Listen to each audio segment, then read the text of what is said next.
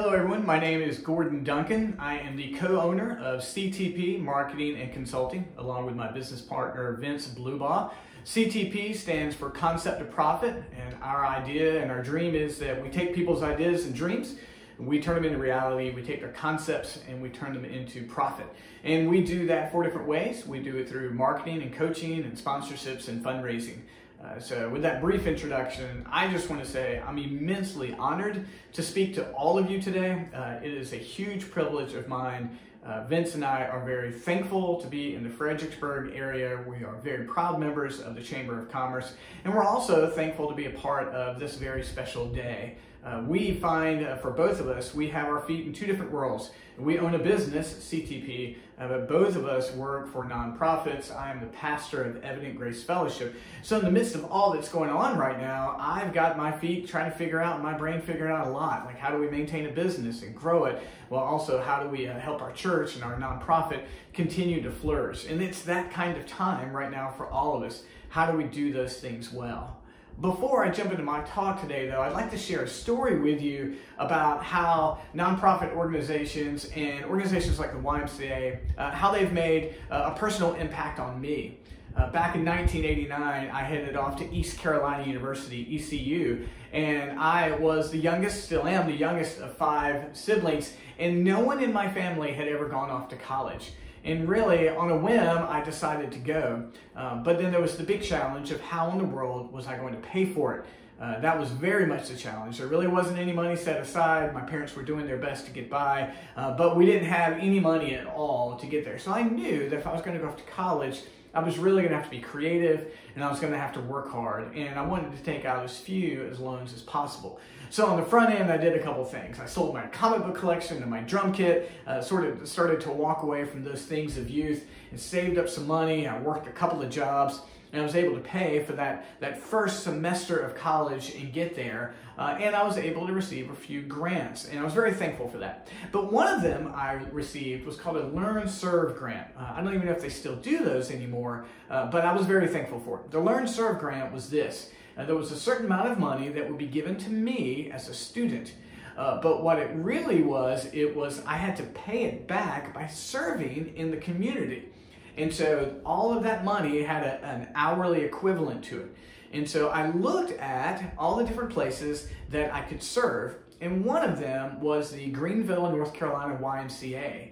Now the YMCA was important to me because I had been a member of a YMCA even as a high school student in Goldsboro, North Carolina. So I thought this is a wonderful opportunity for me. So I spent my first year working at the Greenville, North Carolina YMCA, and I worked in their computer room.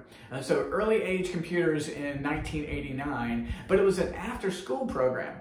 So I and another friend of mine would head over there at a certain time, Monday, Wednesday, Friday, and I would work in the computer room. And I got to know these wonderful kids. I got to help them with computers. I myself learned a ton about it. And then it formed and created a brand new community for me, for which I was very, very thankful. And so I worked at a YMCA so that I would get this Learn Serve grant, which enabled me to then go to college. And I just can't. I wish I had the opportunity to go back and thank whoever it was that put that together. It meant a ton to me. And I'm telling you what, I loved working there. That community, those folks have created a basis of friendship for me, and has also taught me so much about the intersection between education, nonprofits, and the profit world. So I'm amazingly thankful to speak today. Thank you for the folks at the YMCA local, especially Alicia, who's a good friend of mine. Thank you for Devin Riley and J.L. Cooper and the folks who really have played a part in enabling me to speak today. So thank you so much. What I'd like to do in this brief time we have is I would like for us to give us what the landscape is for the future of businesses for profit and nonprofits in the midst of COVID-19 and the coronavirus. So what I want to do is I want to give us a big picture of what the landscape is. I want to give you some advice on that end, and even some advice about how things are going to play out, coming from our experience in both the for-profit and the nonprofit world, and then also our experience that we have presently with the clients that we have with CTP. So again, thank you so much for giving me this opportunity to talk. I'm very thankful for it. Let me start in this way. When we think about the impact of coronavirus and COVID-19, of course, the first impact we have to consider is the health impact. It has been awful to see so many people get sick. It's incredibly difficult to see the stories about people passing away. I have personal friends who have been sick with COVID-19. I'm very, very thankful to see them recover, but the landscape of everything we're doing right now has changed. There's almost nothing that has not been kept from impact. The COVID-19 and coronavirus crisis is still playing itself out, and we really don't have a clear picture of what it's going to look like going forward. So I want to say this, and listen, if those of you who know me, I'm given to hyperbole, it's just the way it is, but I don't think that I'm being hyperbolic when I say this. When we think of just mass changes that have just sent us in different directions, culturally, socially, and in our businesses. You know, you go all the way back and you can think about the Industrial Revolution, you can think about the manufacturing line, about how all of a sudden they could just make car parts and they could make ships and even military weapons. All of a sudden that manufacturing line was just amazing. It just was a hyper speed leap for how we did business. And that affects everything now from Amazon all the way down to getting us canned food, right? That was one of those moments in our culture where something that was invented just changed us into a different direction, right? It went from one thing at a time to hundreds and thousands of things at a time, right? Now, in between then and now, there's been innumerable big impacts, right? But you just can't underestimate how big of an impact the internet has made, right? When you look at the internet, it went from the small thing and the joking moment where Katie Couric didn't know what an email was on the Today Show to the impact of it now. I mean, the internet was another one of those moments where business is going in one direction and it just went off in another direction. Like we just couldn't even fathom about how we pay our bills online, about how we do healthcare online, about how we would order books and groceries and they would show up less than a day later. Like the internet was another one of those moments, those keystone hallmark moments that just changed how we did things. Well, my observation, my thought is this. I believe that COVID-19 and the coronavirus, I think it's of equivalent as the manufacturing line and the internet. Now that may seem hyperbolic to you, but just consider this. Since this became part of our consciousness, since we started making vast changes, and in Virginia that was really around March 15th when the school year, right before, spring break was cut a day short, and all of a sudden we started to have those changes. Nothing has been the same since March 15th. And friends, we're not even 60 days into this, and everything has changed. We don't go to the grocery store the same. Costco is now requiring us to wear masks when we go into the store. The other day, I needed a propane tank, right? We're going to grill out back. Well, I need a propane tank. And I'm like, well, how do I do this safely? You know what? I called the local Ace Hardware, paid for it, drove up, someone took my old one, put the other one in the back of my car, and I was home in 15 minutes, and I never interacted with a person more than them just opening the door and saying hello to me. That wasn't something that was going on just 60 days ago. Now, all of a sudden, we're considering how restaurants function. We are considering how we buy clothes. I mean, the internet did that, right? I mean, all of a sudden, you could buy a book online and clothes online, but this is vastly different. It's another leap beyond that, and we have to take it that seriously. As both nonprofits and for-profit business people, entrepreneurs, students, parents, right now, we have to ask what is going to happen because of the way we are doing life. I mean, when you look at what's going on in California, they're saying, hey, they may not have concerts until 2021. The NBA is considering moving all of their players and all their families to Disney World in Orlando to have a self-enclosed city for them to finish their season. They said they need 15,000 COVID tests just to do that. Nothing is the same. And it's not going to return to the same. There's going to be a new normal. I don't like that expression, but the old normal has come and gone. And so as we consider how do we run our businesses, as we consider how do we run our nonprofits, as we consider everything, all of a sudden it's amazingly different. I have a friend locally, he works for a wonderful defense contracting firm. They do some wonderful business. They're great to the community. Well, they have a fantastic building. But he told me, we're all working from home and we're more productive than we were. And all of a sudden you're like, wait a minute, you got this building. What do you do with that?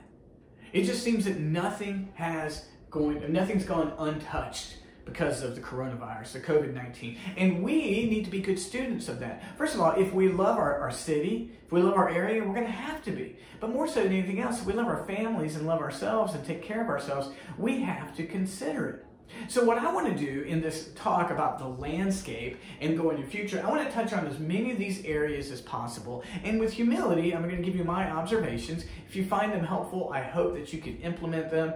If you find them unhelpful, then I'm just going to ask you to give me grace and discard it. But I'm going to do my best to present some things to you that I think are going to help you along the way. And hopefully I'll learn a few things about myself in the process. If you feel like you'd like to give me some feedback, if you feel like maybe I've missed the point, what I'd like for you to do is to email me. My email is Gordon, that's Gordon, at ctpmarketplace.com. Gordon at ctpmarketplace.com. Please give me feedback.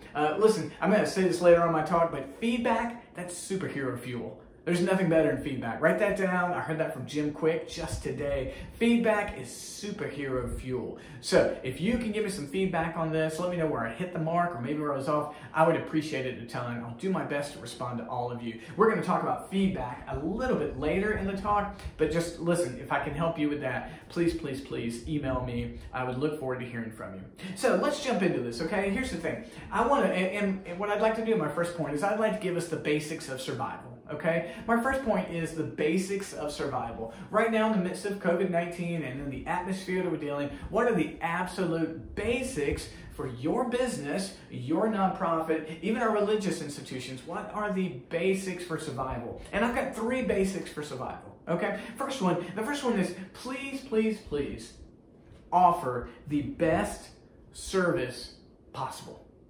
The best service possible. If you're not offering the best service possible, you're not going to make it. See, here's the thing. In our day-to-day, in the pre-coronavirus life, you might have tolerated some poor service at a restaurant. You really, really liked the food, but maybe sometimes the restaurant, the service wasn't that great, but you had the luxury of choice.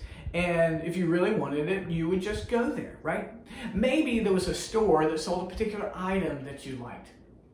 And the service wasn't phenomenal, but you would tolerate it, right? You knew when you went there that you weren't going to get the absolute best service. Friends, that day and age is over. Right now, people are thinking about how they're going to leave their house in the most strategic fashion. It's absolute strategy when and where you go. It's not something that happens haphazardly. And so right now, if there's a place that doesn't have good service, if the people there are not friendly, if they're not willing to go the extra step, people are not going to go there. I can tell you right now that if I ever need anything else from Ace Hardware, I don't mind mentioning them by name, they went above and beyond. I mean, I changed out that propane tank in 2 seconds because I rolled up, they swapped it out, they had already paid for it, I said thank you, and I was sent on. They did a fantastic job. They are open because they have some essential services. I had a need for a propane tank, and they were friendly. They were like, hey, thank you, stay safe, and they sent me on when I did that. You see, they showed that they were thankful for the service, they were courteous, they went the extra step. In fact, I talked to them later on about Wasp Killer, because we got some wasps outside of our home, and they're like, hey, you need this, and tell you what, it's 2 for $5, so which one would you like? And see, they went above and beyond in terms of their service. And so this is this opportunity for you and your business right now. If you are shuttered, it's a perfect opportunity to train. If you're still open, it's still an opportunity to put it into place. I used to manage an eye care facility in North Carolina, and we always told our front desk receptionist when they answered the phone, they said, listen, you need to be smiling when you answer the phone. Like you need to say, hello. Like literally, the smile on your face when you answered the phone literally communicates all the way to the person on the other end. And we knew that, and we were strict about that. And we wanted the best service possible. If someone came in and was going to get bad news, we wanted every other experience to be the best news possible. So that's the first basic of survival right now. Whatever your business is, you've got to make sure that you're providing the best service to people, because people are not going to. I just don't think, rank and file, you and me, I just don't think we're going to go to places that don't offer great customer service. Because if they don't, we're just going to choose to go somewhere else. People are way more specific, they're way more cautious. And I think no matter what this looks like on the outworking of it, and then whatever it looks like when it's all done, if we get to that point, that's still going to be important. It's always been important, friends. Customer service always wins. But now there's intense pressure to make sure we provide the best customer service. So our first basic survival is best service. Number two, and you may not like this, but I'm going to tell it to you. Number two, and I made it number two for a reason, you got to work twice as hard. You got to work twice as hard. Excuse me. Now, I'm not saying that work hard always is the best thing. There is the truth in the idiom that you've got to work smarter, not harder. But here's the thing. Again, people have more choices. They're going to be more specific about what they're doing. And so right now is the opportunity. Get your rest. Do your self-care. Be with your family. But work twice as hard. Work twice as hard. Think about this, friends. There's a reason. You can buy a clock at the dollar store. You really can. You can go to the dollar store and you can buy a clock. And you know what? For the most part, it's going to keep time, right? For the most part, it's going to keep time. It costs $1. Or you can buy a Rolex, which can cost you thousands of dollars with gold and diamond. Now, here's the thing. They both tell the same time. They're both, for the most part, the same in accuracy. Why in the world do people pay thousands of dollars for the Rolex when you can pay $1 for a clock? Or maybe you can buy a watch for $5. And here's the thing. What you're doing with the Rolex is you're paying for all the work that's been put into it. There's been work to go get those gold and to get those diamonds. It takes so much longer to create a Rolex or another high-end watch than it does to create a dollar store clock or dollar store watch. And you know what? That hard work has a value, and that's why that watch is way more expensive. It's the same amount of time. It's for the most part the same accuracy. Why would people pay more for one than the other? The hard work that's been put into it. So for you, for your business, if you're offering a service, you got to work twice as hard to make sure that service is fantastic. You can never allow your clients to think, or your customers or your patients to think that you're taking an approach to something they care about. You can never let them think that you're taking it with a lackadaisical manner. You got to encourage your employees. Listen, right now, there's so many people out of work. More so than we've had in years and years and years. And so when people are begin hiring again, you know what? People who aren't working hard are not going to have a job. There's going to be plenty to choose from. And if a person takes on the job and they feel like they can do it at a slow pace, or they can be lackadaisical about it, or even miss some days of work, it's just not going to be there. Again, this is not working hard for the sake of working hard. It's not. I'm not asking people to work themselves into an exhaustion, but I'm saying right now, a good day of hard work, using all the time necessary. If you're an entrepreneur, you got to take opportunities right now to do the hard work to make your business have that chance for success. But the days of being able to take a lackadaisical approach to your business or to customer care, those days are gone, because right now the margin of error is so thin. So basics for survival, friends: best service and work twice as hard. The third one, basic of survival, it's always been true, it's even more true now. And the third basic for survival is following up with clients and customers. Following up with clients and customers. In my introduction, what did I tell you? I told you feedback is superhero fuel. It really is. You know what fuels superheroes? Feedback. What does feedback do? It makes you better. It shows care, right? When you do that with your clients and your customers and your patients, it lets you know that you care for them. That means if you have any way possible after you sell a client or after you provide a service, follow up with them to see how they liked your product or your service.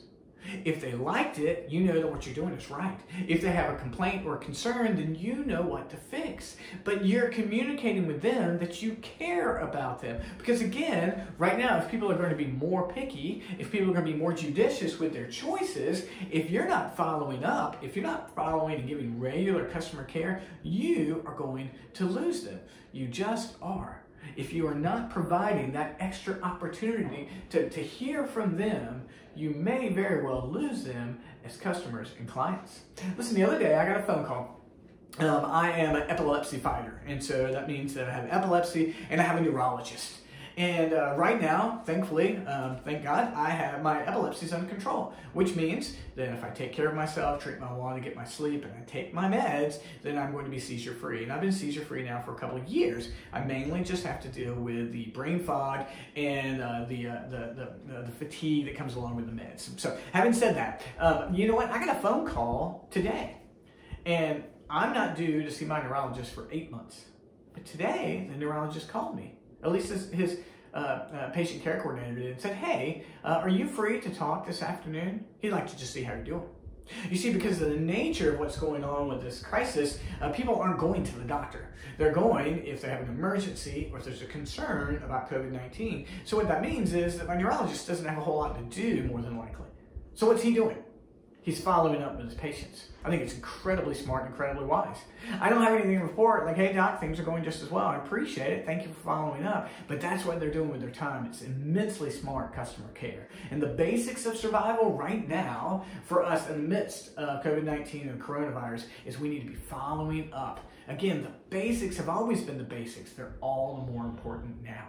So, having said that, that's the first thing in the midst of the landscape. Those are the basics of survival. That's offering the best service, that's working hard, and great customer care. So, I appreciate you guys being with me on that. So, the basics, again, the basics of survival, if you're taking notes, are this. They are offer the best service, work twice as hard, and great customer service. Always been true. Even more true so now.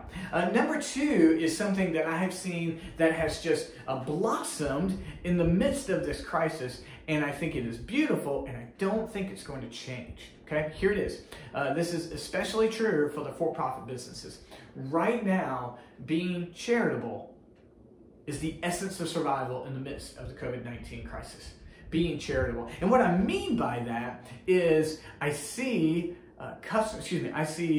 businesses being more purposeful to serve their community in the midst of this and to address need, and it is establishing wonderful reputations, and it is also showing that they love and care for their community. Now, let me talk to you a little bit about the history of this. And then I want to talk about how it's played itself out recently. How many of you are familiar with Tom's Shoes? T-O-M-S.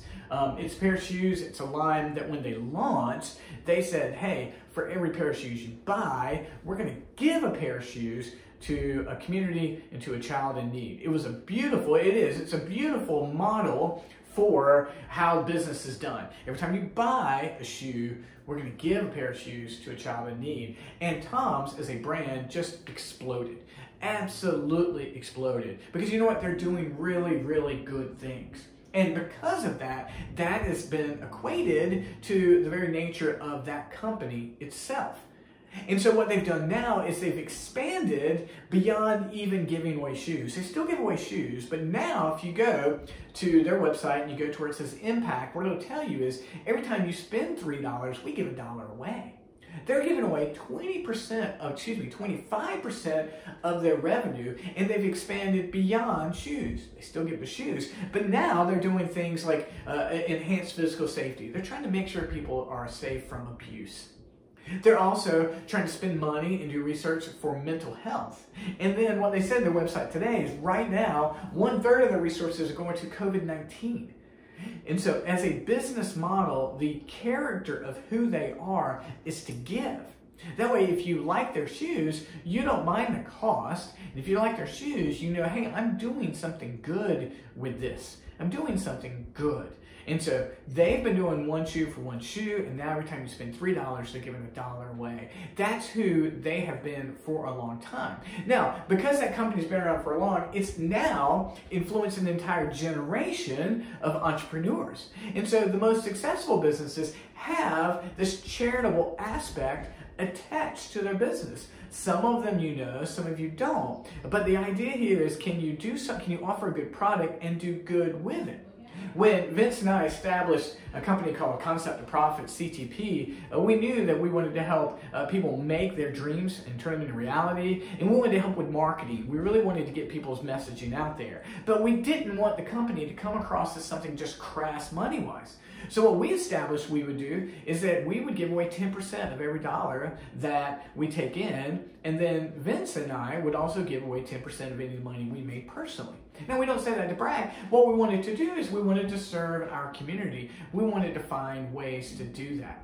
Most recently, we set up a small business grant program. It's called Better Off Fred. And the whole idea here is we want to take in money and we want to give away small business grants, folks that are struggling. Because we're all going to be better off Fred. We are part of our community. We want to see our community flourish. So, on a side note, forgive the promotion. If you want to get one of these sweet t-shirts, just go to betteroffxbg.com and buy 2 or 3, or just give to the Small Business Grant Program. But friends, that's what it is about right now.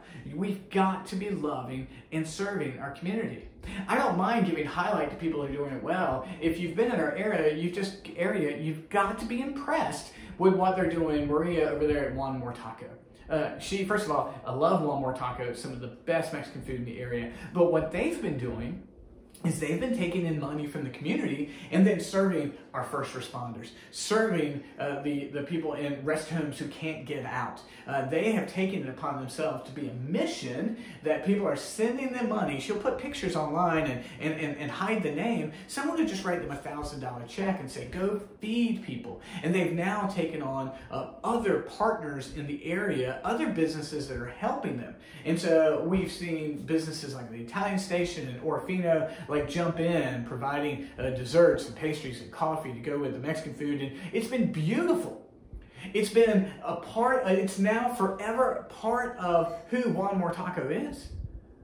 They provide good food, they need a business, they're taking care of their families, but on top of that, they are loving and serving this community. And friends, I'm going to tell you that it's got to be a part of every business at this point in time. It doesn't have to be crass and like, hey, look at us and see what we're doing, but it does have to be woven into the very essence of your nonprofit or your for-profit. It really does. And if your business, nonprofit, or if your church doesn't have an essence of loving and serving the community, again, people are going to be way more judicious where they spend their dollars. I just don't think businesses are going to survive without it. It's been beautiful to watch that in this area. We're not the only people who have sold t-shirts. Other people are saying, loving a Fredericksburg business. People are just, whatever they can think of, how can we love and serve this community in the midst of this? And I'm telling you, having a charitable aspect right now is essential. And what I would encourage any of your businesses to do, if you've never thought about it, first of all, if you go, well, I don't even know how to do that, then just start with, where are the areas that you're passionate about? Do you have kids in school? Well, you know what? Then there's ways to serve them. You can serve the PTOs by providing things for them, or providing money for them. Whenever sports or marching band or those things return, they're desperately going to be in needs and funds. We have needs in our rest homes. We have tons of needs in our hospitals and our healthcare system. The question is, where do you have a passion in that? And then be creative about how your business can feed it. Absolutely essential right now for all of our businesses to have a charitable function attached to it. Do it for the good of doing it. Do it for the good of your community. Do it because it's attached to your faith. Don't do it crassly, but I'm just telling you right now, friends, businesses that do not have a charitable aspect attached to them, I think they're going to suffer going forward. We've seen that model with Tom's. We've seen it grow with an entire generation of entrepreneurs, and right now, needed more than ever. Needed more than ever.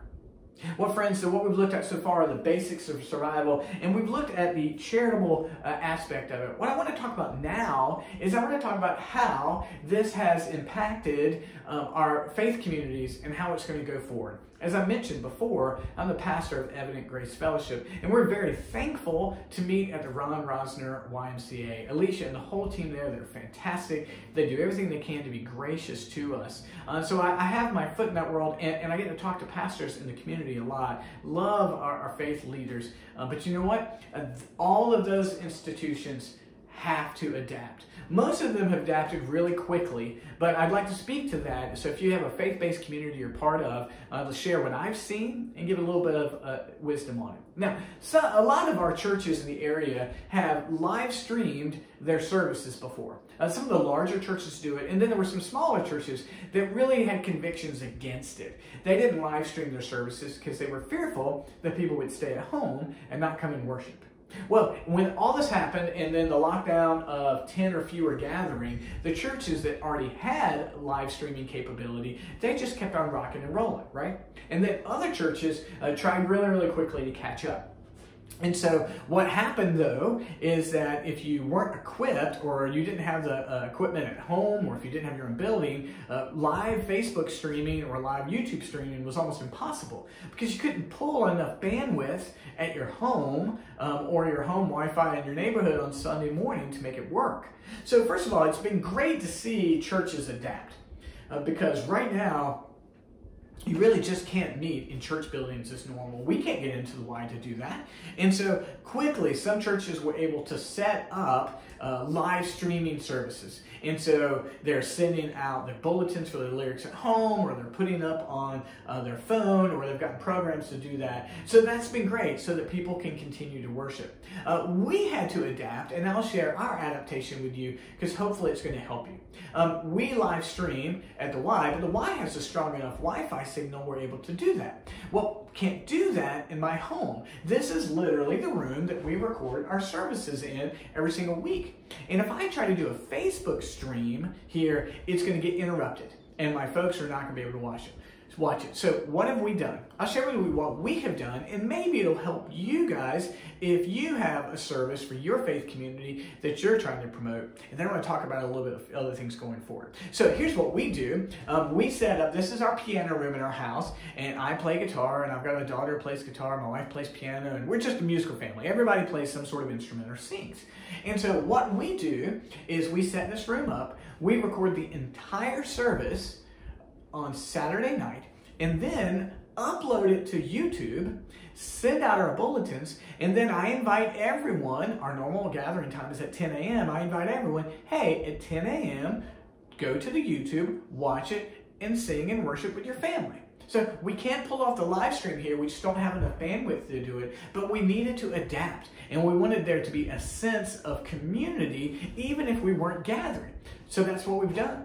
So friends, if your church just doesn't have the ability to live stream, you can record an entire service at your home or somewhere else, upload it to a YouTube page, and then send things out to people in your church. And we've been thankful, we can see our numbers, people are gathering. I mean, Easter is really big in the Christian faith. It's huge. Everybody had to adapt. So we recorded our Easter service and we sent it out, and that had the largest numbers we've had all year. People want to still try to gather and worship. So I've been encouraged to see the adaptations that have been going on in our faith communities, and it's going to be interesting when we go back. And I think many of those churches that were against live streaming are going to keep it because not everyone's going to be initially ready to go back out into public worship. So let me speak to this for a minute. If you are a part of a faith-based community, and let's say we're able to start gathering again, what do we do? How do we maintain safety? Well, I'd like to offer a couple of things. I've been in communication with a lot of local pastors and pastors, buddies of mine, my denomination, and the question is, what are we going to do to make sure it's safe? I'd like to offer 2 suggestions for faith-based communities about how they can be safe as they gather back. So we meet in the gym at the Ron Rosner YMCA, as I mentioned before, but we're going to figure out how can people gather safely and feel like there's still distance. So here's what we're going to do. A gym floor is pretty wide. right? And so what we're going to do is we're going to create family pods. I know that sounds kind of funny, but essentially we're going to get 6 seats together. And then we're going to make sure that there's 6 feet north, south, east, and west from those 6 seats. And then we'll get another 6 here, another 6 here, another 6 here. If your family's bigger than 6, grab an extra chair, that's fine. But the idea is we want to gather as a family, a church family, and we want people to still feel like they're still comfortable, social distance, but we want to be together as a church. So whenever we get that opportunity to worship together again, it's going to be 6 and 6 and 6, and they will have 6 feet of distance, north, south, east, and west. And so I know that's not possible for every church. We have some very large churches here, some that seat even thousands. But if you have the opportunity to create the distance for people to feel comfortable and sit and worship, I encourage you to do so.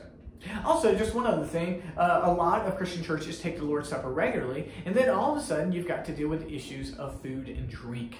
And so one solution is if you go online, there are companies that sell enclosed bread and wine, or bread and juice, whichever your church does. And you can, that way it's already prepackaged and no one has to touch it.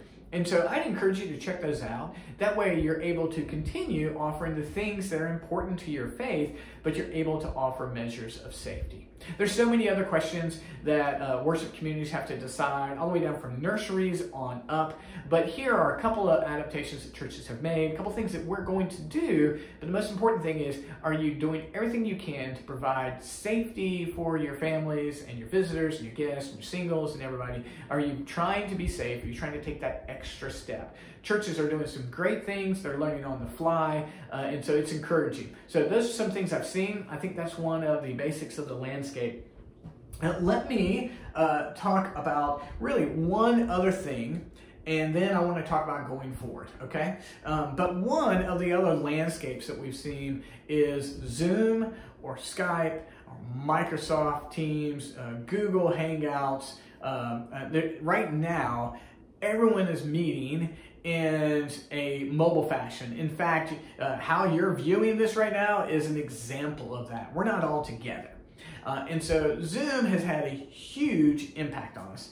Zoom just seems to be the one that has taken the forefront. So I'm going to use Zoom sort of in a generic sense. But basically, Zoom is a teleconferencing function online. You can get it as an app. You can use it on your PC or on your laptop. You can get 40 minutes for free, or you can get a higher membership if you want to go longer than that. And so right now, those kind of platforms are how business, how nonprofits, and even worship communities are functioning right now.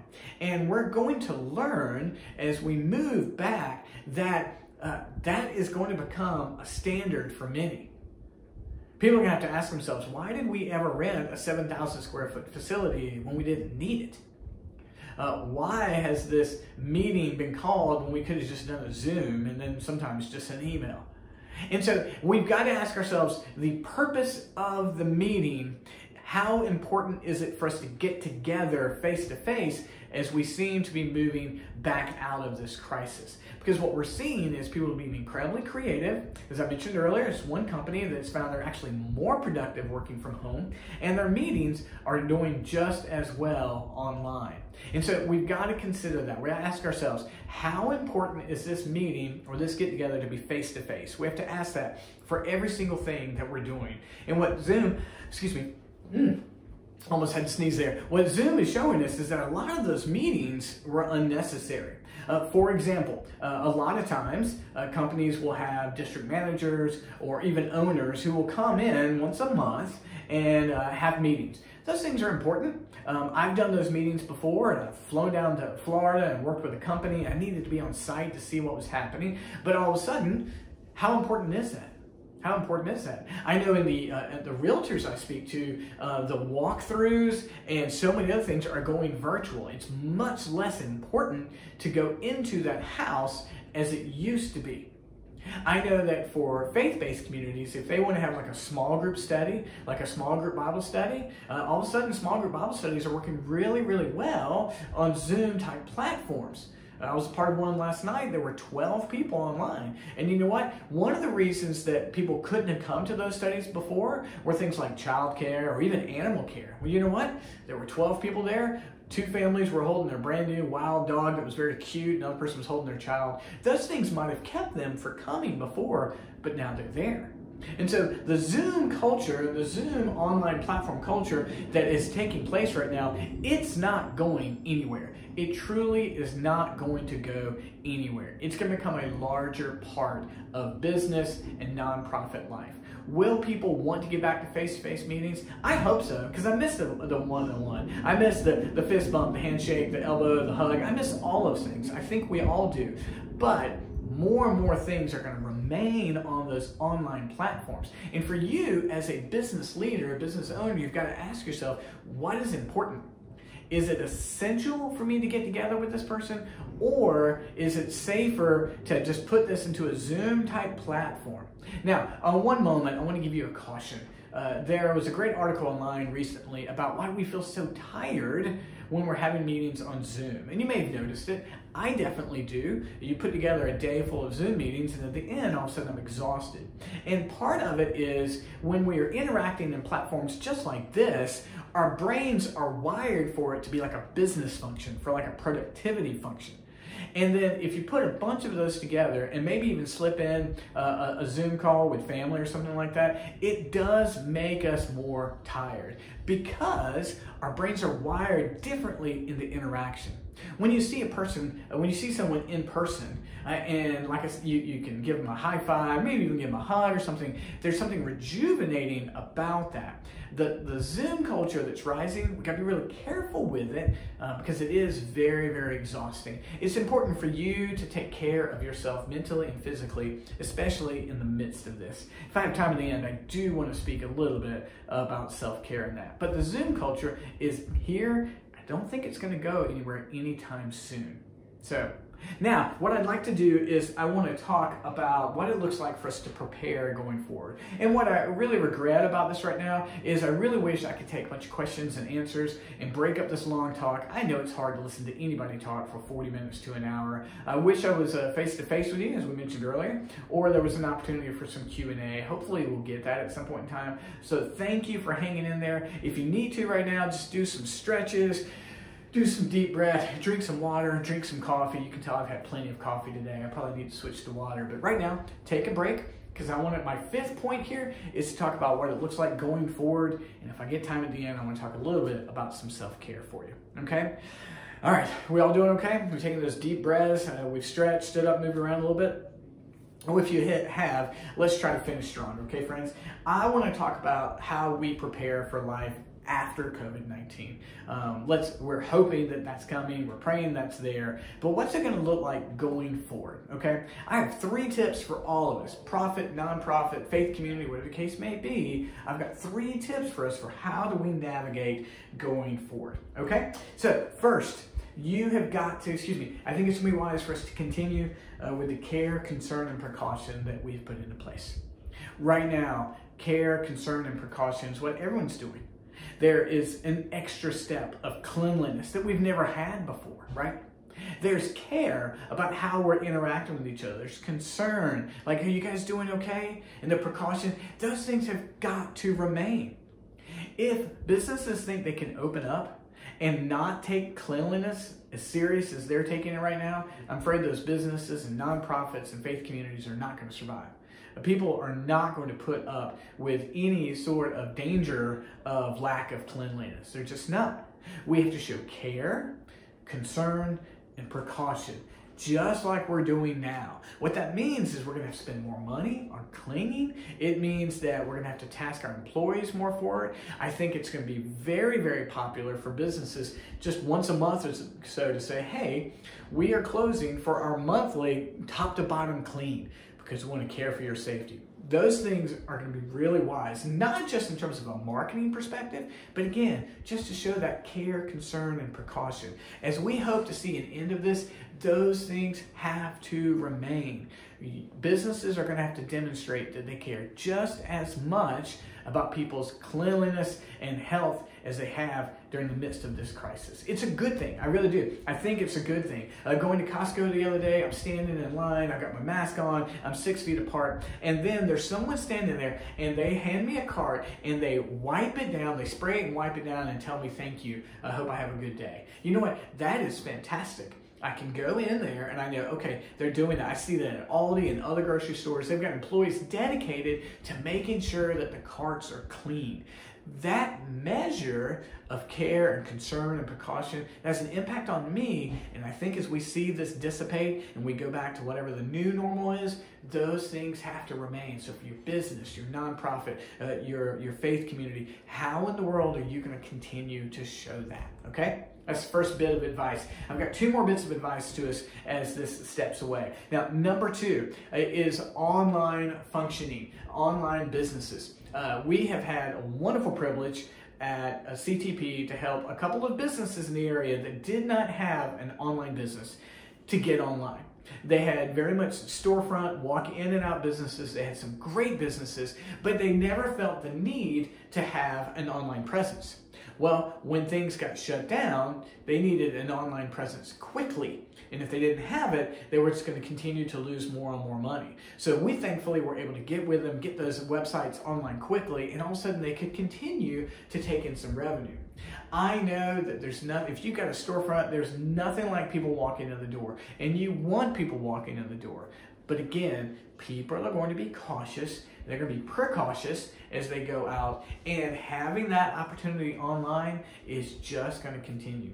Like I said, that opportunity with the propane tank, those kind of things have got to continue. And if your business, if your nonprofit isn't prepared to do that in some way, someone else is going to take your place. So there's got to be an online presence no matter what. If you have a product or a service to sell, if you can figure out how to do it in an online system of some sort, I really encourage you to do so, because people are going to be very judicious, precautious as they go back out as this comes to an end.